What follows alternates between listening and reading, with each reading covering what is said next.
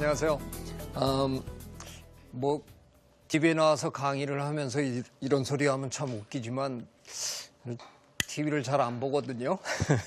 안 보는 게 아니라 별로 볼 기회가 많지 않은데 그러면서도 제가 요즘 열심히 보는 프로그램이 하나 있습니다. 바로 나는 가수다, 나 가수인데요. 뭐 여러분도 많이 보시지요?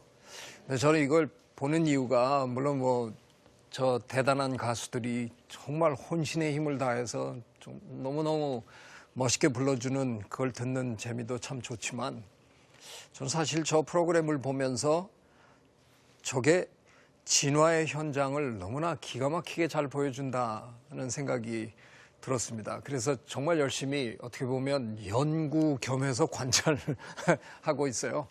이게 어떤 의미에서는 진화 공부를 하는 사람들에게도 이렇게 정확하게 설명되지 않는 어떤 은은한 그런 면들이 여기에 아주 상당히 잘 표현이 잘 돼 있습니다. 진화라는 말을 이제 제가 지난 시간에 진화가 과연 진보냐 하는 거에 대해서 약간 설명을 드렸는데 진화라는 말을 영어로는 우리가 evolution이라고 합니다. 근데 다윈은 실제로 저 단어를 쓰기를 굉장히 싫어했어요. 왜냐하면 다윈은 저 단어가 가진 뜻을 사실 너무나 잘 알고 있었거든요. 저 단어는 그리스어인 evolve라는 단어에서 온 단어인데 원래 저 evolve라는 단어의 뜻은 뭔가 영어로 얘기하면 unfolding이라는 뜻인데요. 이미 다 정해져 있는 거를 이렇게 펼쳐 보인다는 뜻이에요. 그러니까 어떻게 보면 하느님이 다 만들어 놓으신 그리고 하느님이 다 이미 결정해 놓으신 그 과정을 그냥 보여준다라는 의미로 초창기의 진화학자들이 만들어서 쓰던 말이에요. 근데 다윈의 자연 선택 이론은 그런 뜻이 아니었거든요. 그래서 다윈은 저 단어를 안 써볼까 하고 여러 가지 다른 단어를 썼었어요. transmutation이다. 그거는 세대를 거듭하면서 일어나는 변이다. 이런 여러 가지 얘기를 써봤는데 워낙 저 단어는 많은 사람들이 그냥 쓰는 거기 때문에 다윈도 종회기원 재판 몇 번째에 가서는 할 수 없다. 그래서 이제 같이 쓰고 말았습니다. 그러다 보니까 저 단어 자체가 가지고 있는 어떤 그 뉘앙스 때문에 진화는 이미 정해진 길을 가는 것 같은 그 얘기는 태초의 단세포 생물로부터 우리처럼 기가 막힌 이런 동물이 태어난 걸 보면 상당히 좋아졌구나, 진보했구나 이런 의미를 은연중에 사람들에게 준다는 거죠. 근데 이게 동양에 와서는 더 심해졌어요. 일본 사람들이 일본의 학문이 발달하는 과정에서 보면 번역을 굉장히 열심히 그분들이 한동안 한 시절이 있었는데요. 그래서 동양에 쓰는 많은 그 과학이나 이런 학문의 단어들이 일본 사람들이 만든 게 많은데 굉장히 심사숙고해서 많은 그 용어들이 참 잘 만들어졌어요. 그런데 이 에볼루션은 일본 사람들이 진화라고 이제 번역을 했는데 저 진짜가 나아갈 진짜란 말이에요. 그러다 보니까 그냥 진화 그러면 진보랑 큰 차이가 없는 진보적인 변화 이렇게 사람들이 너무 많이 생각을 합니다. 근데 과연 그런가? 이제 그러다가 보니까 사실은 다윈은 다윈이 처음에 종회기원을 발표하면서 어떤 자연계의 모든 걸 총괄하는 조물주와 같은 존재가 있는 게 아니라 자연이 자기네들끼리 경쟁을 통해서 살아남기 위해서 저절로 선택을 한다.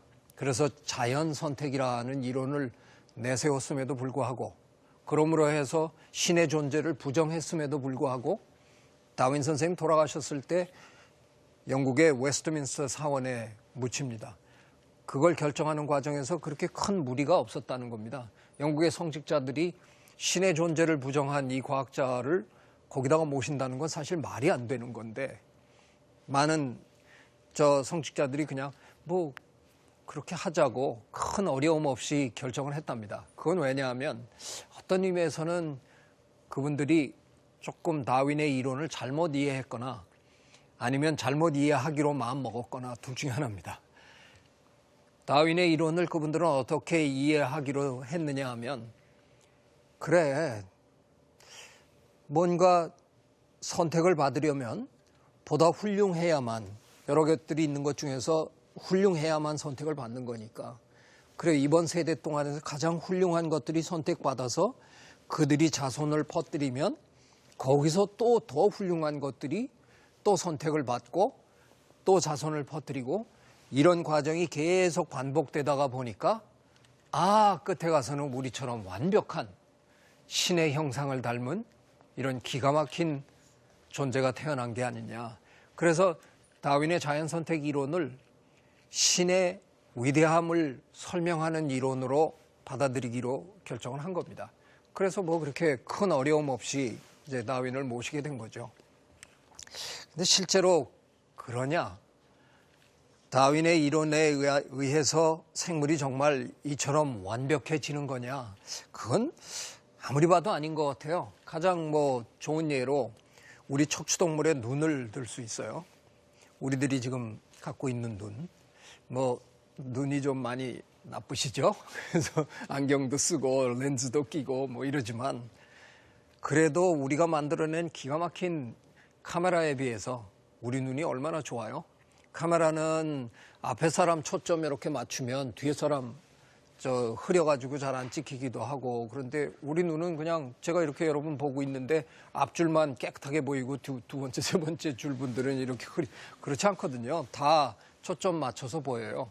이걸 우리가 아직도 우리 카메라 렌즈 갖고는 해결을 못하는 문제 중에 하나란 말이에요. 야, 이런 것들이 어떻게 가능할까? 그래서 많은 사람들이, 예를 들면 성직자들은 눈이야말로 신이 만들어주지 않고서야 어떻게 이렇게 완벽할 수 있겠는가? 물론 자연과학자인 저 같은 사람들, 진화학자들은 눈도 역시 오랜 자연 선택의 결과로 나타난 거다라고 설명하지만 상당히 설명하기 어려운 면도 있어요. 왜냐하면 너무나 완벽해 보이니까. 그래서 많은 사람들이 완벽한 그 기계 중에 하나로 척추동물의 눈, 인간을 포함한 포유류, 척추동물의 눈을 예로 드는데, 이게 정말 완벽한가? 한번 보자고요. 이렇게 굉장히 뚜렷한 눈을 가진 동물이 또 있어요. 척추동물이 아니면서도. 여러분이 좋아하는 오징어, 문어, 낙지, 얘네들은 척추가 없잖아요. 무척추동물입니다. 연체동물이라고 부르죠. 근데 쟤네도 엄연히 눈을 갖고 있습니다. 단면을 이렇게 보면 이 둘 중에 하나는 척추동물의 눈, 우리의 눈이고요. 또 하나는 연체동물의 눈입니다. 오징어의 눈입니다. 그런데 어느 게 우리의 눈이고 어느 게 오징어의 눈인가를 알고 나시면 참 좀 놀라실 텐데, 자, 이 중에 한 눈은 망막이 뒤에 이렇게 있고, 그래서 수정체를 통해서 들어온 영상이 망막에 상이 잡히고, 그 상이 잡힌 거를 뇌에 보내주는 뇌신경이 망막 뒤에 붙어 있습니다. 그런데